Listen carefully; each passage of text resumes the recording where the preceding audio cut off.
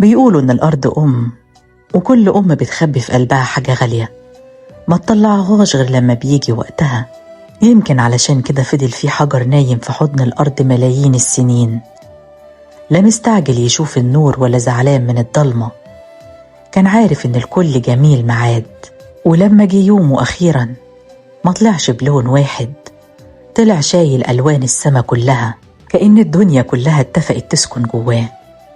الحجر ده اسمه الأوبال، والغريب إنه مش بيتلون زي باقي الأحجار. الألوان اللي بنشوفها ملهاش وجود حقيقي، جواه ملايين الكرات الدقيقة جدا من السيليكا مترصصة جنب بعض بطريقة مدهشة، وكل ما شعاع نور يلمسه يتفرق ويرقص ويخلق لون جديد. يعني كل مرة تبصله تشوف حكاية غير اللي قبلها. يمكن عشان كده مفيش حجر قبال في الدنيا يشبه التاني، ولا حتى بنسبة 1 في المليون. وكأن ربنا أراد يقول لنا إن الجمال الحقيقي ما بيتكررش. من زمان جدا الرومان كانوا بيسموه ملك الأحجار الكريمة، وكانوا شايفينه إنه جمع ألوان كل كنوز الأرض في قلب واحد. لكن البشر دايما بيختلفوا. في العصور الوسطى طلع ناس قالوا إن حجر الحظ، وطلع ناس تانية قالوا عكس الكلام تماما، والسبب رواية مشهورة خلت الناس تخاف منه، فتراجعت تجارته سنين طويلة. لكن الحجر ما تغيرش، فضل هو ساكت ومستني الحقيقة.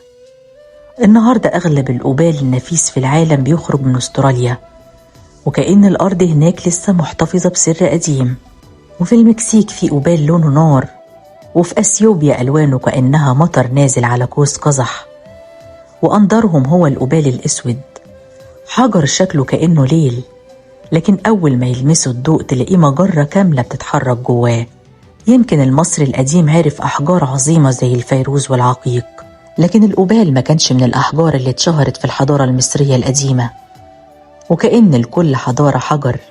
وفي آخر الحكاية يمكن الأوبال ما كانش أغنى حجر ولا أصلب حجر، لكن أكتر حجر عرف يعني إيه الصبر.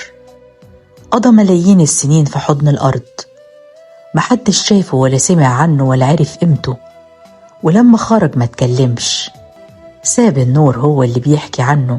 يمكن دي الرسالة اللي كان مستني يوصلها لنا. مش كل حاجة جميلة لازم نستعجل ظهورها، وإن القلب اللي تعب والروح اللي استنت ممكن يجي عليها يوم تلمسها أشعة صغيرة من الأمل فتنور الدنيا كلها. زي الأوبال بالظبط، ما بيخبيش النور لنفسه، كل ما النور يلمسه يرده للعالم بأجمل.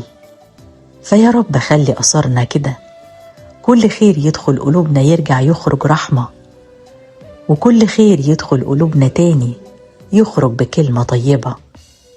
لو عجبتك حكاية النهاردة ابعتها لحد يمكن يكون لسه مستني النور يوصله، ويمكن تكون انت النور ده.